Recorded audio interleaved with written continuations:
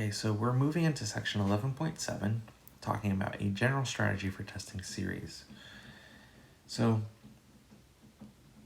to really think and grapple with this question, first of all, it's hard to not imagine this section is not just here are a bunch of different practice problems for you to work on, use all the different techniques that we've developed, blah, blah, blah, blah.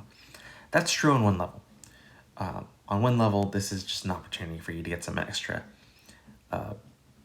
exercise in, working on these homework problems, working with a variety of series outside of the broader context of, or the more narrower context, I should say, each individual test, right? So really, we're focusing on developing problem-solving skills. On the other hand, this does also form a parallel with what we did in Chapter 7, where we developed a general strategy for integration. And this actually does speak to something that's broader and more worthwhile and deeply mathematical in nature, in that can we, in some sense, systematize our problem-solving strategy for the testing of convergence and divergence of series. So if you've used Wolfram Alpha or some other math-solving software, you'll know that the answer to some extent is yes. There are algorithms that we can apply to series in order to test them effectively and quickly. We are not algorithms. We are not systems, so we have to develop these principles on our own.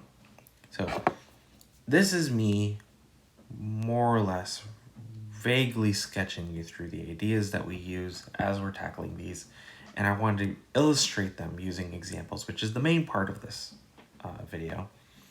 But let's talk about our broad principles for how to develop this strategy, right? So you want to use your intuition as far as it'll take you. So as you work through these, you will develop some intuition about which tool you should use.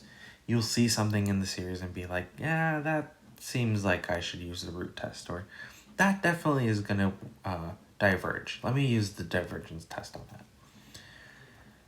So use it as much as you can trust it. Use the least powerful tool that will work.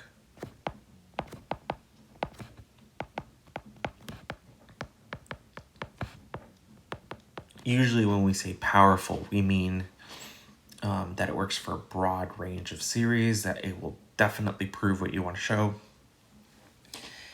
However, sometimes they're also overkill. Sometimes they're just too much work, and there's an easier and more elegant way to show what you want to show.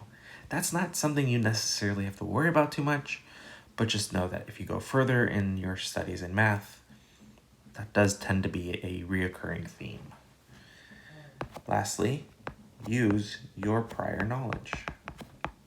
You have prior knowledge. You know how to work and grapple and think about the different families of functions that we've explored all the way up until this moment. Use that. And that's tied really intimately to the use your intuition principle, which is as you're working through these, you'll know that sometimes you'll look at something that has a natural logarithm in it and you'll say, yeah, that's definitely going to diverge, or I think this will converge. Okay, so here's the actual strategy.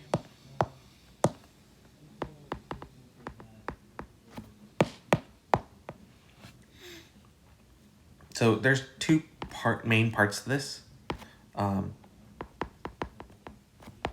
It's the form of the terms, right, that really is gonna help us here. So special series will have special tests, right? So special forms include things like geometric series, p-series, what else? Alternating series kind of falls into that category. Not all the time, but alternating series is one of them. Telescoping, for sure. So whenever you can use one of these special forms, you should use those specific tests, right? if it looks like, but not quite, right? Like it could be something that looks like geometric, but it has an extra term or it's missing something. Use a comparison test, right? You want to be careful with those because you can definitely go astray and accidentally get a inequality wrong, or you might do all this work to compare it to a series that you know will work, but then you miscalculated, some inequality didn't work out. So that's why we usually set that for later aside, right? The alternating series, of course, they need the AST, the alternating series theorem test as a first line of defense, but I've kind of already included that in bullet point 1. 3, if the limit of the terms clearly is not going to be 0, so if the terms are clearly getting larger or converging to 1 or something, use the divergence test, right? Don't waste time trying to prove convergence if you can clearly see that this series will diverge. And I want to be honest about this use of the word clearly. I don't mean clearly for me, I mean clearly for you, okay? As you're working with these, you will start to feel more comfortable with them. So that's what I mean by use your intuition, use your prior knowledge. Okay, so some more nuanced ideas include things like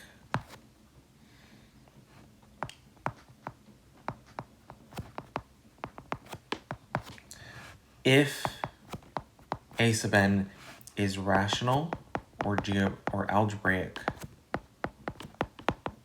in n compared to a p series. That may be a good way to start, because you'll just chop off some of the parts that aren't necessary, and then you'll have a clear comparison to some p series that works out nicely. Some other things like if A sub n has factorials or products,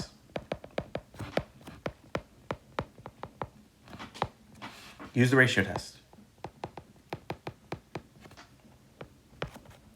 If A sub n has some B sub n raised to the n power, use the root test. Power of n suggests that the root test will be a good way to start. Notice that we've kind of not skipped over, but we haven't talked about the integral test in any amount. That's because the integral test has these special conditions that you need to meet. Is best when f of n can be easily continuousified. This is not really a word. But what I mean by that, ified, is if you're looking at your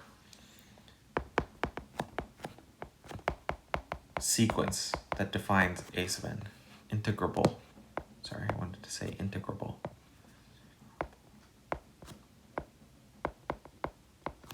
If you're looking at something that's like, oh yeah, you know, that kind of reminds me of an improper integral, use that. Because usually the integral test will be really helpful for that. Remember that that one we usually leave for the, one of our last resort tests, just because sometimes the series won't have a nice descending pattern or decreasing pattern that we want in the way that the integral test demands it. Just be aware of that. Okay, so now let's actually get into some examples, right? So guided practice. So this is going to be really example driven from here on forward, okay? I'm going to do 3 examples, and then we're going to do a now you try it, which is basically just, I'm going to leave one for you to do on your own, and you'll have the chance to get your hands dirty with this principle, right? So number 1, so again, for all of these, right, our goal is just to test the series. Does it converge or diverge? I don't even care really and I'm saying that in the context of just this video, whether they converge absolutely or conditionally. Usually the tests themselves will give you a stronger version. So they'll give you absolute convergence or just regular or conditional convergence. And that you don't have to worry about that for the nature of these questions. So we're going to see how this how this series, whether converges or diverges, the presence of the powers, right? So the 2n to 3n, that suggests the root test. Let's try the root test. So strategy, use the root test. Keeping in mind that the drawback here is that there's some considerable work that we have to do in evaluating a limit. And if it's inconclusive, we have to try something else, different altogether. So let's find that limit as n goes to infinity of the nth root of the a sub n term, absolute value. So the limit as n approaches infinity, I'm going to go ahead and convert that to 1 over n, or I guess maybe we don't need to. It doesn't matter. It's all the same. So n to the 2n all over 1 plus n to the 3n underneath the nth root, keeping in mind that all of these terms are positive because we're just taking positive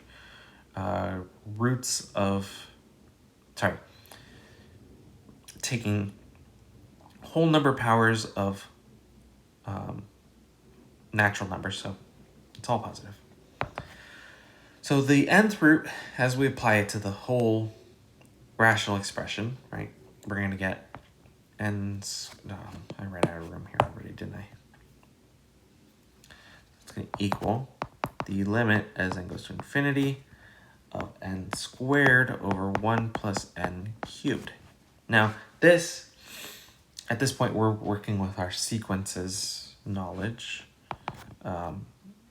Or you can think about it in terms of limits, right? So think about your horizontal asymptote work.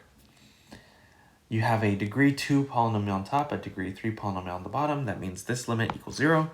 That's less than 1. The series converges. Because we're in that case where L is less than 1. By the root test, the series converges. And then I said that in the beginning, but you would, in theory, want to say the full reasoning for why this is true, right? By the root test, which we just conducted, this converges. Okay, 2. Let's look at this series. This one starts at n equals 1. Sine of 2n over 1 plus 2 to the n. Okay. So this one, there's a sign here. There's a 2 to the n. That's promising. 2 to the n suggests that we could probably do something with,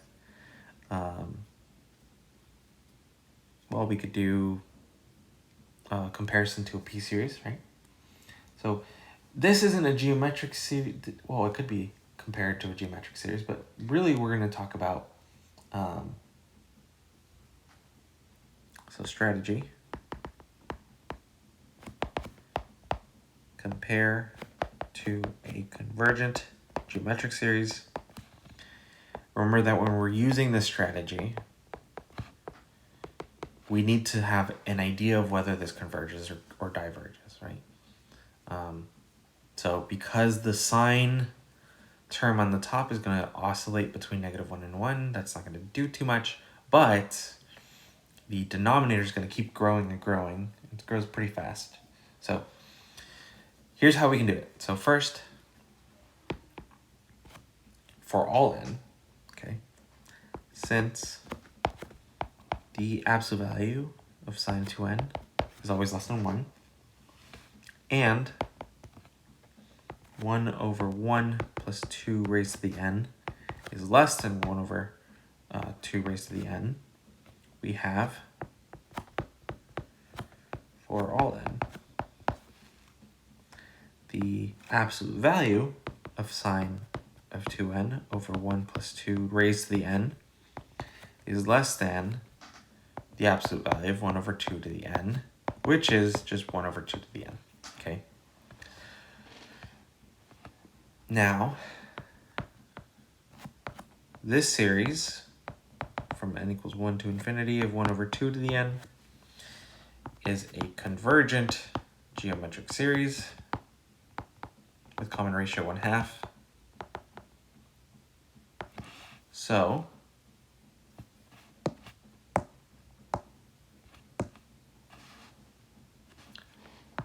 So since absolute value of a sub n is less than the absolute value of b sub n, and the series absolute value of b sub n converges, the original series converges absolutely. Right? By the comparison test. By the direct comparison test, not the limit comparison test. I want to be clear that just because I'm doing things a certain way doesn't mean that's the only way to do it, right? You could have used something different. You could have used, for instance, the alternating series test. You could have used maybe the limit comparison test would have worked too. But the important part is, use something that you're comfortable with, that you're familiar with, that you can effectively use, and it's not overkill, right? This one, it's kind of starting to get into the general region of overkill, but we'll say not. Okay, third one that we want to try here. Let's consider the series n equals 1 to infinity, negative 1 to the n minus 1, n to the 4th over 4 to the n. Okay. Where should we go with this? So strategy, right? Sometimes you're going to look at something and be like, wait, where do I even begin with this? Okay. So when we're looking at, first of all, we have a 4 raised to the n power, we have an n raised to the 4th power. There's a lot of different things happening here, right? So we have something that is exponential in nature. We have something that is algebraic. It's n to the 4th. So it's possible we could use the alternating series test, right?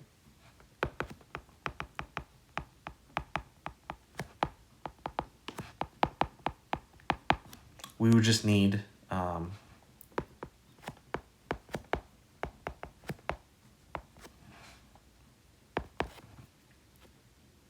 the b sub n is decreasing. It's really decreasing eventually, okay? And we would need the limit of the, as n goes to infinity, of b sub n being this part, being 0. But that seems like a little work. We gotta do quite a bit here, right? Because first of all, it's not decreasing right off the bat. It's decreasing after a certain point, and we'd either have to, really examine the first few terms after, actually specifically after n being greater than or equal to 4. But we could also use some mathematical induction. No, let's not deal with that. Okay, so new strategy. We could use the ratio test. Okay, so this one is just a simple limit calculation. The absolute value of the a sub n plus 1 term over a sub n. So it's going to be the limit as that approaches infinity of negative 1 to the n times n plus 1 to the 4th over 4 to the n plus 1 all over negative 1 to the n minus 1 times n to the 4th over 4 to the n, absolute value. Don't get too worried about any of this stuff. Remember that the absolute value works to just basically eliminate any alternating parts of it. And then we can do some nice flipping of the bottom fraction to get a non-complex fraction. So we'd get n plus 1 to the 4th times 4 to the n all over 4 to the n plus 1 times n to the 4th. Okay, so let's just be careful about what's happening here. In fact, let me rearrange this just so that I can see exactly what's happening. So n to the 4th times 4 to the n plus 1. Okay, so first of all, some cancellation that we can do here, right? So we're going to have a 1/4. Limit is n goes to infinity of 1/4 times n plus 1 to the 4th, n to the 4th. That piece here, that's where the limit is actually going to apply, and it's going to give us 1 because the polynomial on top has the same power as the polynomial on the bottom, and the leading coefficients are all 1. So this is equal to 1/4.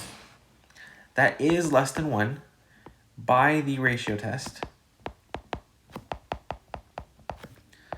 The series converges absolutely.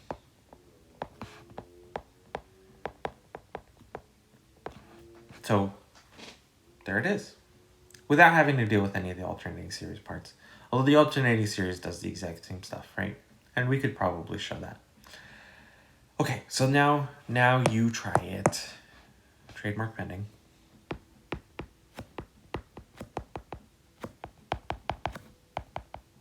Imagine some like really cheesy 80s music playing in the background. I can't play any because that's copyright infringement. And I am waiting for my trademark. So, all right, test this series for convergence or divergence. Series n equal 1 to infinity, n squared e to the negative n cubed. Okay, as you strategize, you should ask yourself these questions. Are there any identifying interesting parts of the a sub n? Are there any easily applicable rules like the geometric series test, the p-series test?